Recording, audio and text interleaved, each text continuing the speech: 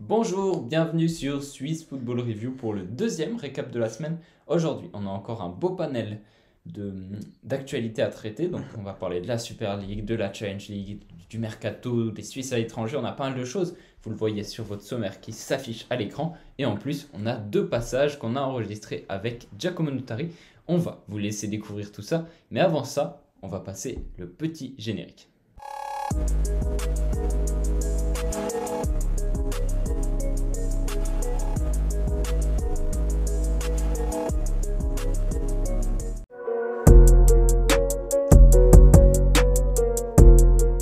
On va donc commencer par parler de la Super League où nous avions 6 matchs, évidemment ce week-end du 27 et 28 janvier, mais également encore deux autres matchs à traiter au moment où on enregistre qui ont déjà été joués, donc les matchs du mardi soir de cette semaine anglaise.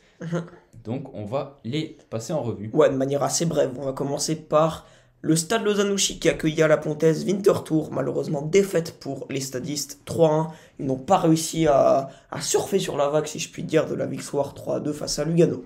Ouais, c'est dommage, surtout que du coup au classement ils restent scotchés à la dernière place et ils voient certains de leurs concurrents directs s'en détacher. On peut C'est ça. penser au FC Bâle, même si on pouvait penser qu'ils n'allaient pas jouer le maintien, mais Ouais. en l'occurrence, Bâle a réussi à battre Young Boys 1-0 grâce à un but de Benjamin Cololi. Donc, beau match du FC Bâle qui, Ah ouais, on peut le dire. lui, on peut le dire, surfe sur une dynamique positive en l'occurrence et revient assez bien au classement. Puis c'est positif aussi pour Benjamin Cololi qui débute bien son aventure à Bâle. Exactement. Young Boys, lui, qui perd des points, bon, c'est pas dramatique. Ils ont quand même une petite marge, d'autant plus qu'ils se sont bien rattrapés. On le verra tout à l'heure. Dans le derby de la Limmat, opposant Grasshopper au FC Zurich, c'est les Sauterelles qui ont créé une petite surprise en s'imposant 2-1, même si Zurich restait sur des performances assez controversées, pas controversées, mais tout simplement assez en demi-teinte, pardon, controversées, c'est pas du tout le bon terme Non, pour non, ça. ouais, demi-teinte, on va dire. Euh, donc voilà, ils étaient sur une mauvaise dynamique, mais ils restaient quand même, on va dire, favoris au vu C'est ça. de leur classement, etc. Grasshopper qui réalise une saison assez compliquée dans l'ensemble. Mais finalement, eh bien, ils empochent les 3 points, ça va leur faire du bien, encore une fois, à eux aussi, au classement. Servette qui bat Yverdon 1-0 pour la troisième d'un certain Bernardoni, qui s'est fait peur hein, avec une boulette malheureusement ou heureusement pour lui, pardon. Servette n'a pas marqué car il y a eu faute sur l'attaquant servétien. Exactement. C'est ça. Et à noter que c'était la deuxième de Bernardoni, la troisième, Ah oui, c'était pardon, je me suis trompé. contre Young Boys. Oui, parce qu'il a Match. joué le mardi pardon, contre Young Boys, victoire 5-1 de IB, voilà. Voilà, donc on va y revenir juste après. Okibun Park Saint-Gall accueillait Lugano. L'Okibun Park est une forteresse imprenable depuis le début de saison, mais qui pourtant a vu Lugano s'imposer très largement, notamment à cause d'un carton rouge pour l'FC Saint-Gall. Donc ça les a plombés dans ce match, clairement. Puis il y a aussi la blessure de Goebbels hein, qui n'aide pas. Ouais, une blessure, une déchirure, hein, ça fait rare. En tout cas, c'est l'impression que ça donnait sur le direct. Ouais, c'est ça. De son côté, Lausanne a de quoi être vraiment déçu suite à une défaite 2-1 contre Lucerne. Ils avaient pourtant relativement bien commencé, hein. Ils étaient à 11 contre 10 suite à l'expulsion de Belloco, sauf erreur. Oui, c'est Belloco. Et ensuite, eh bien, ils ont réussi même à ouvrir le score sur penalty grâce à Calissen. Mais en deuxième mi-temps, Lucerne a réussi à repasser devant et à marquer un but à la 89e par Pius Dorn qui leur donne les 3 points. Magnin était très en colère à l'issue du match. Il a dit cash, si on joue comme ça, on joue la relégation. Ça donne le ton sur le match du Lausanne Sport qui sera donc à l'œuvre ce soir au moment où on enregistre cette vidéo. C'est ça. Yverdon, du coup, s'est fait fesser au Vangdorf, comme je l'ai déjà dit, face à IB. IB qui se rattrape hein, par rapport à cette défaite face au FC Bâle. Et Yverdon Sport qui n'arrive toujours pas à retrouver, on va dire, une victoire. Voilà, et puis par contre, ça reste quand même un score assez sévère hein, pour Yverdon Oui, qui a pas fait un si mauvais match, hein, franchement. Donc, ouais, dommage de s'en prendre 5 au final, c'est pas très représentatif. et pour le goal average, c'est quand même pas ouf. Voilà, exactement. Puis je pense pas que ça met en confiance, par exemple, Bernardoni en s'en prendre 5 dès son troisième match. Voilà. Bah, ça ne met pas en confiance tout le monde, même toutes les nouvelles recrues hein, qui sont arrivées à Yverdon cet hiver. Ensuite, Bâle, enfin, je sais pas si tu as envie d'en parler, toi, ou comme Bah, j'allais dire que Bâle, en fait, je pense, fait peut-être le meilleur week-end, le meilleur début de semaine de tous les clubs suisses en gagnant 2 fois, donc face à IB et face à Vinti. Victoire 3-1.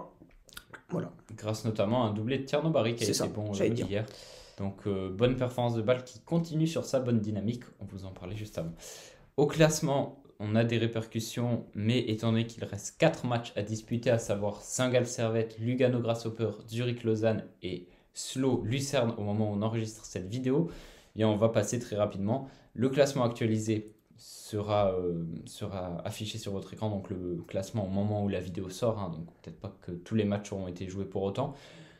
Et puis Young Boys qui reste tout en haut, le Stade Lausanne-Ouchy qui reste tout en bas, ça change pas trop. Et entre deux, on a des équipes comme Bâle qui font des belles remontées. On vous laisse regarder ce classement. Yverdon et Lausanne qui descendent. Hein, donc il y a quand même 3 sur 4 romans qui sont vraiment bas de classement. Quoi. Ouais, c'est assez compliqué pour les romans. C'est assez dommage, honnêtement. On espère sincèrement qu'ils arrivent à faire une remontée. Peut-être ce mercredi soir, on enregistre la vidéo. Parce que le Slough et Lausanne qui jouent. Qui seront en action soit aujourd'hui, soit demain. Voilà, on va passer à notre page sur la Challenge League. Et pour commencer, on va vous laisser avec l'enregistrement d'une conversation qu'on a eue avec donc Giacomo Notari, qui est notre invité de ce récap. On l'a eu lundi pour que vous ayez du contexte. Au sujet du FC Sion, plus précisément du match contre le FC Ville et plus globalement du club Céduna. C'est ça. Donc on est avec Giacomo Notari pour aborder un peu le thème du FC Sion. Belle victoire du FC Sion ce week-end. Écoute, on va commencer par t'entendre, qu'on en a déjà un petit peu parlé nous lors d'une dernière vidéo. Donc carte blanche pour toi sur le thème. Ouais, les Valaisans qui sont bien repartis. Ils ont marqué à des moments clés contre Ville, avant la pause et après la pause. Ils ont vraiment assommé l'adversaire. Ils ont pris un peu de temps peut-être c'était la reprise, à rentrer dans le match en première mi-temps. Ville qui a eu aussi des occasions en contre. Mais voilà, il y a eu ce but juste avant la pause de Sorgic d'ailleurs qui venait d'en rater une grande. Et puis au retour des vestiaires, ils ont complètement assommé l'adversaire avec Chipperfield qui avait bien fini l'année 2023. Donc il repart sur des bonnes bases. Et puis Reto Ziegler, encore une fois, un coup franc. Je crois qu'ils sont 3e, 4e cette saison. Donc le FC Sion qui repart avec ses hommes forts, qui est décisif dans les moments clés. Et puis c'est une victoire logique, comme disait Didier Tolo en conférence de presse. Une victoire qui sera surtout importante pour la dynamique mentale plus que pour le classement. Et en plus de la dynamique mentale, il y a eu le faux pas de Thun qui permet aujourd'hui à Sion d'être seul en tête. Ce 0-0 face à Bellinzone qui fait mal aux hommes de l'Oberland. Voilà. Exactement, ouais. Comme tu as dit, Chipperfield qui revient bien. Chipperfield qui est quand même vraiment pas mal décisif. Hein. Si on fait le ratio par rapport au temps qu'il joue chaque fois qu'il est décisif, c'est assez impressionnant. Ça amène une belle concurrence. Moi, j'ai bien envie, justement, vu que tu es là, de profiter de te poser une ou deux questions. Qu'est-ce que tu penses du fait que... Moi, je trouve qu'il y a quand même beaucoup de joueurs offensifs maintenant du côté du FC Sion. Hein. Il y a en plus Rousseff qui vient s'ajouter. Et par contre, derrière, au milieu de terrain ou en défense, c'est un peu plus dégarni. On voit, par exemple, au milieu, on a Kabakalman Bua. Derrière, c'est assez compliqué. Et Reto Ziegler-Schmid, encore une fois, derrière, alors il y a Gilles Richard qui arrive, mais c'est aussi assez faible en Puis il y a le jeune Gronu aussi. Voilà, mais Gronu qui n'a pas eu énormément de temps non plus. Ouais, ça bouge jamais, c'est clair. La ligne de 4 est toujours la même, à part quand il y a une suspension. Et puis le double pivot, tu l'as bien dit, Kabakalman Bua qui est systématiquement aligné. Donc cette base de 6 avec Fayoulou, quasiment tout le temps elle commence. Donc il y a très peu d'interrogations dans les 11 du FC Sion. J'ai vu que c'était l'équipe de Challenge League qui avait utilisé le moins de joueurs lors de la première partie de saison. Voilà, que dire, il se base quand même sur des hommes d'expérience. Nouma Lavanchi, Reto Ziegler, Kabakalman qui vient de faire une promotion avec Yverdon, Kevin Bua qui a plus de 100 matchs en Super League, qui a aussi joué à l'étranger. Donc ce sont des valeurs sûres. On peut comprendre que Didier Tolo préfère miser sur la continuité et toujours les aligner. Et après, c'est clair que peut-être que derrière, c'est un peu court. C'est vrai surtout que Saint-Igny et Poix ont été écartés de l'équipe, donc ne font plus partie du projet. Une solution devrait être trouvée pour eux. Donc Poix qui a été prêté. Faut espérer qu'il n'y ait pas de blessure. Il a été prêté à Rouen. Ouais. C'est national ou Ligue 2, je crois. Ligue 2. Fin Ligue 2. Ouais. Donc, je pense qu'il faudra entamer aussi une transition par rapport à Ziegler, parce que Ziegler, air de rien, même s'il continue de nous claquer des magnifiques coups francs, il a quand même 37 ans. Ouais, 37 ans. Donc... Et moi, j'avais une autre question, c'est par rapport à la nouvelle recrue, Georgi Rousseff. Même s'il n'a pas été décisif sur ce match, comment tu as pensé de son entrée ? Bon, c'est facile parce enfin, c'est facile. C'est plus facile de rentrer à 3-0, tu n'as pas la pression, tu peux tenter des gestes, tu joues plus relâché. On a vu chez lui une grande envie de bien faire. Il s'est beaucoup déplacé aussi parce qu'il est rentré dans une position et puis il dézonnait beaucoup. Il allait chercher le ballon, il essayait de toucher le ballon. Il a eu une occasion de but, je crois. Il l'a mise au-dessus. C'était plutôt prometteur. Pour des débuts, j'ai envie de dire, c'était plutôt prometteur. On parlait de la ligne de 4 et des deux milieux de terrain qui sont très difficilement déboulonnables session. Je pense que devant, il y a un peu plus la place quand on voit qu'un Berdaïes se retrouve sur le banc, un Bouchelarem pas toujours convaincant, un Chipperfield qui maintenant commence à être titulaire mais qui n'a que 19 ans et donc Rousseff pourrait le bousculer et récupérer cette place. Je pense qu'il y a une carte à jouer pour lui et puis ses premières impressions étaient plutôt positives. Donc ouais, Rousseff en plus qui va pouvoir bousculer, je pense, pas mal ça, comme tu l'as dit, parce que bah on l'a vu aussi en Bulgarie, il est assez polyvalent, il peut jouer à différents postes, du moins sur les statistiques qu'on a pu voir, hein, parce qu'on n'a pas évidemment pas pu voir le championnat bulgare. Mais ça va être intéressant parce qu'il y a quand même beaucoup de monde, notamment sur les côtés, avec Bouklarem, avec même Chouarev qui peut des fois jouer, même s'il joue plutôt en 10, hein. Du Souza, du Berdaïez, du Chipperfield maintenant qui arrive aussi, donc ça va être à suivre.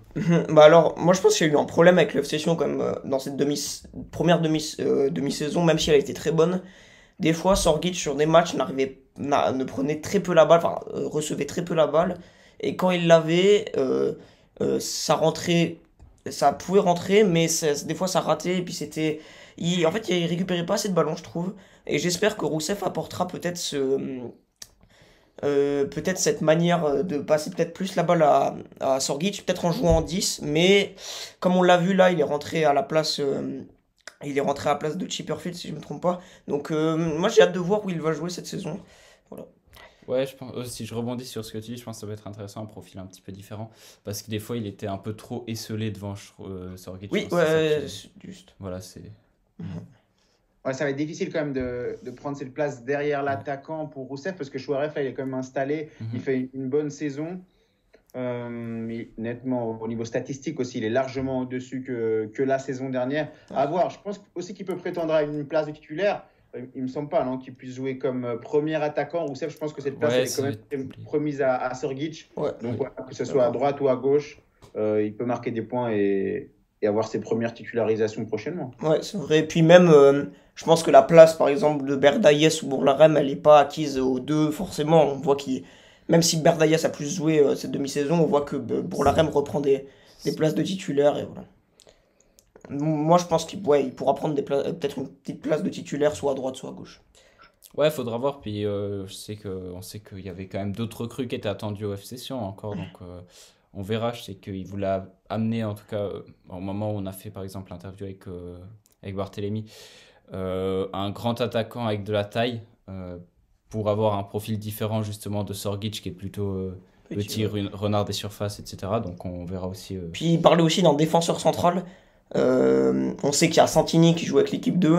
Peut-être qu'il va revenir dans le groupe. À mon avis, non, Ça Saint-Étienne, m'étonnerait, c'est ouais, je suis c'est d'accord.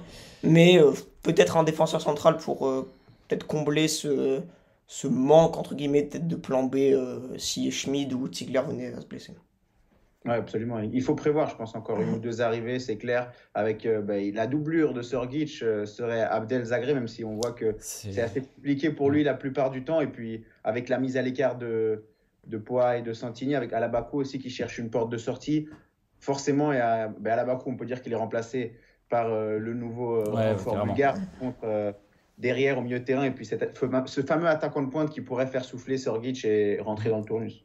Et puis il y a Itai Tinga aussi qui va, on espère revenir T'es de blessé. blessure, mais je pense qu'il va chercher à partir aussi parce qu'il y a beaucoup de personnes, quoi. Ouais, Ouais, faudrait. puis surtout, sa blessure, elle semble assez grave. Hein. Ouais, Oui, ouais, c'est clairement. vrai, il s'est fait les croisés.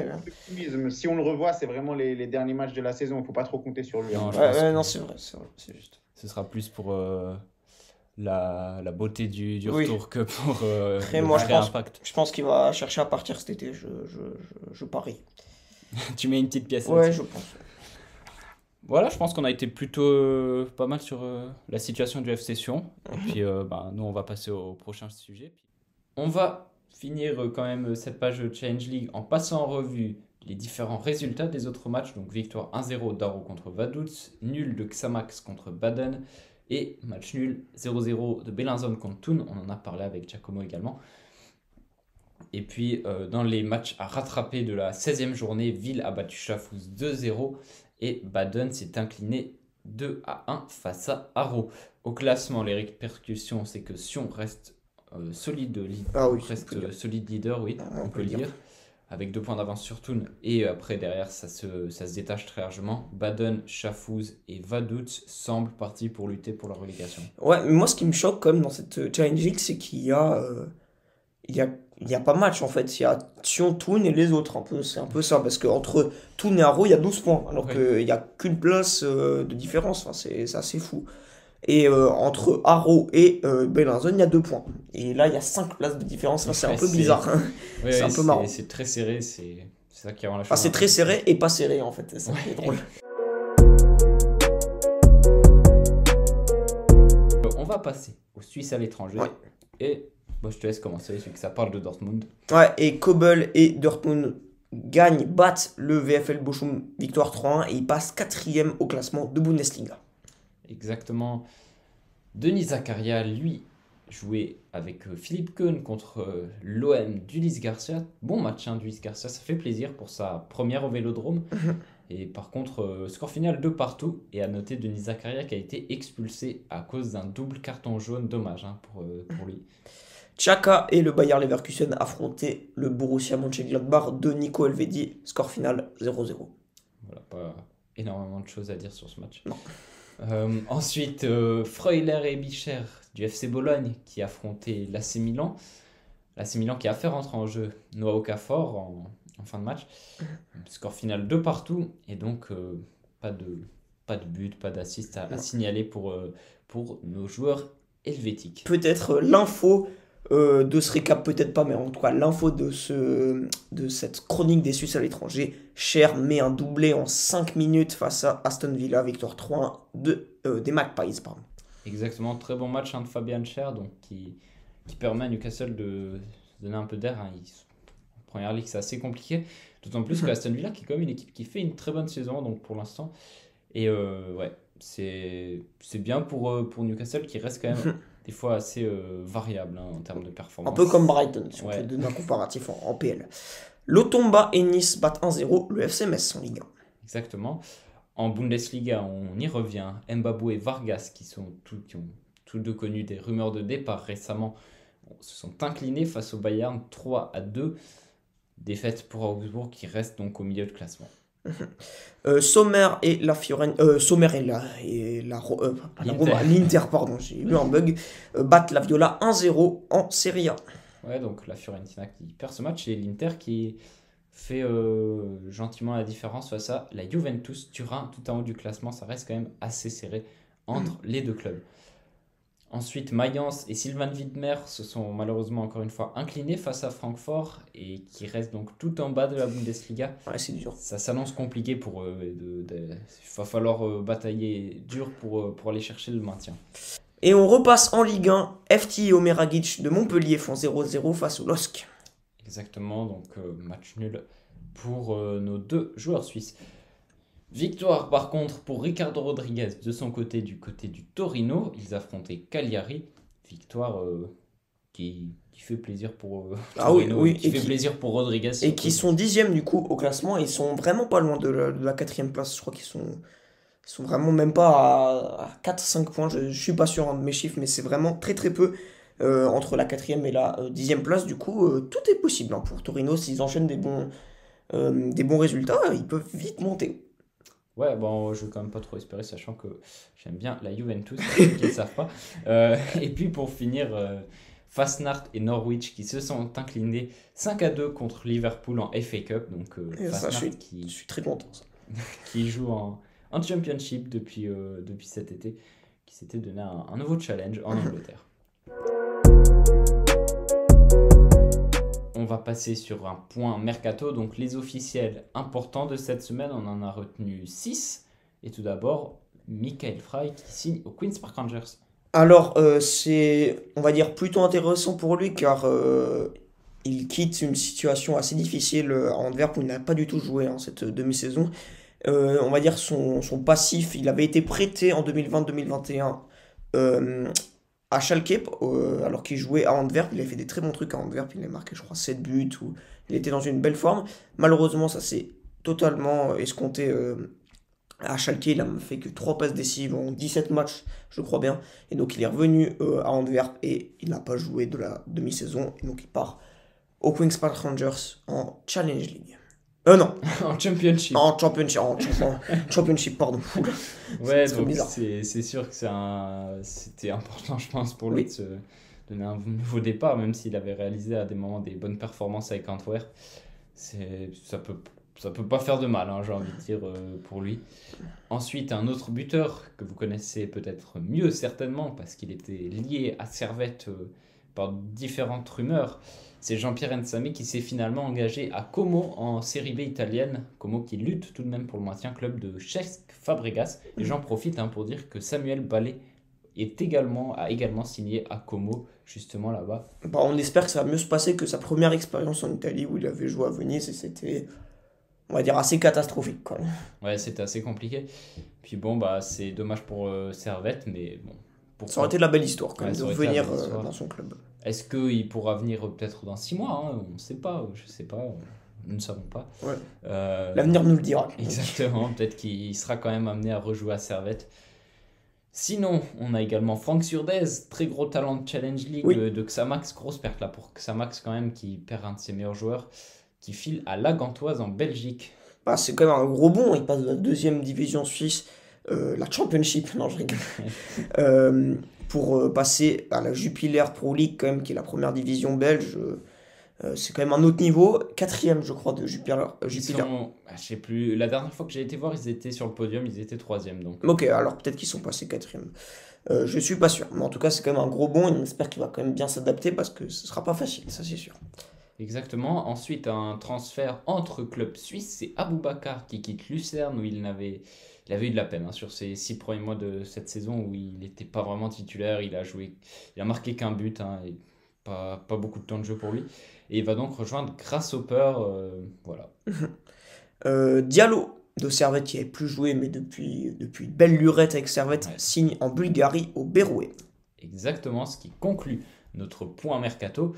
On va vous passer une petite séquence bonus sur un joueur à une ascension assez folle, une histoire assez marrante, mais marrante dans le bon sens du terme, Ouais. parce que c'est vraiment une belle histoire.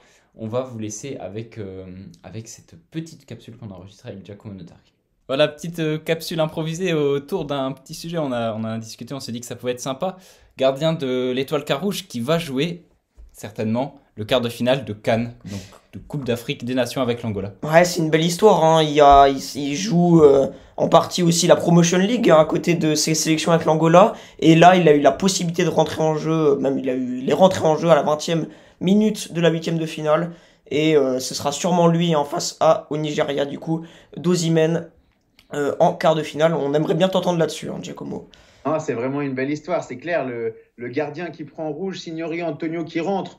Donc, face à la Namibie en huitième de finale à 0-0, la Namibie a pris rouge par la suite, mais ils avaient déjà ouvert le score. L'Angola, finalement, il s'impose 3-0. Blanchissage pour lui, qualification pour les quarts de finale. Pour un pays comme l'Angola, c'est quand même assez extraordinaire. Vraiment une belle histoire. De la Promotion League, il se retrouve au quart de finale de la Coupe d'Afrique des Nations. Après, certes, c'est un gardien qui avait déjà eu une carrière auparavant, qui a déjà joué professionnel, qui avait déjà eu une douzaine de sélections et de matchs avec l'Angola. Mais là, c'est incroyable. Il entre dans une autre dimension. Il va affronter Victor Osimhen, Lookman, tous ces joueurs qu'on connaît bien, Iwobi du Nigeria en quart de finale. Il va certainement jouer puisque l'autre gardien titulaire est suspendu. Et on lui souhaite que le meilleur. Mais en tout cas, il est en train de vivre certainement une aventure fantastique. Voilà, donc une petite intervention juste pour souligner cette belle histoire vraiment de ce gardien. Donc voilà, cette fois, je crois qu'on peut conclure le passage de Giacomo. Ouais. Et puis On lui souhaite bonne chance pour ce quart de finale. Ah voilà, oui, exactement. bonne chance, ouais. On va être pour l'Angola du coup. Ouais. Voilà, donc on conclut la page Giacomo et puis nous on reprend le récap, pardon. C'est la fin de ce récap, de cette émission, si vous voulez. C'était vraiment un réel plaisir de faire ça avec toi, avec Giacomo Notari, hein. C'était vraiment très très cool. Même si je trouve qu'on a quand même un tout petit peu moins de choses à dire que la semaine d'avant. Et petite info, on n'aura pas de récap la semaine prochaine, comme tu n'es pas là, Exactement. tu n'es pas disponible. Mais je ferai 2 Reels, je pense, cette semaine prochaine. Donc il y aura quand même des sorties, ce sera sur Instagram et sur YouTube, en short et en Reels. Voilà, et puis c'était plus concis, hein, honnêtement. C'était peut-être même un peu speed à des moments, mais c'est le but. On s'est dit que on allait quand même essayer de donner à part peut-être le passage avec Giacomo qui était plus développé, mais de donner les principales informations, que vous sachiez un peu tout ce qui s'est passé pour les joueurs suisses, pour les équipes suisses, etc. Donc voilà. Pour tout ce qui est du contenu, on va dire un peu plus poussé, ça va se passer sur des autres vidéos, hein, pas dédiées à un thème précis, comme on a pu le faire sur les arrières latéraux en équipe de Suisse, sur le F-Session. Si vous avez d'autres idées de thèmes qu'on pourrait aborder comme ça dans des vidéos uniquement sur un seul sujet où on peut plus s'étendre, hein, sur chaque chose, entre guillemets, chaque sujet. Bien, dites-les nous en commentaire, on les lit, on garde ça toujours dans un coin de notre tête. On a eu déjà une ou deux bonnes recommandations qu'on retient, qui pourront sortir peut-être prochainement. Donc voilà, merci encore une fois de nous avoir écoutés. Likez la vidéo, commentez, abonnez-vous, ça c'est toujours, ça fait toujours plaisir, ça nous aide toujours. Et on vous souhaite une bonne soirée, une bonne journée, ça dépend du moment auquel vous nous écoutez. Portez-vous bien et à très bientôt sur Swiss Football Radio. Allez, ciao, ciao. Allez, ciao, ciao.